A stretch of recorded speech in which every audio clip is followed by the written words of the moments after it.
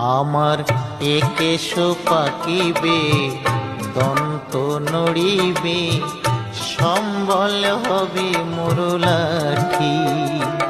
আমার একেশ পাকিবে দন্ত নড়িবে সম্বল হবে মোর লাঠি।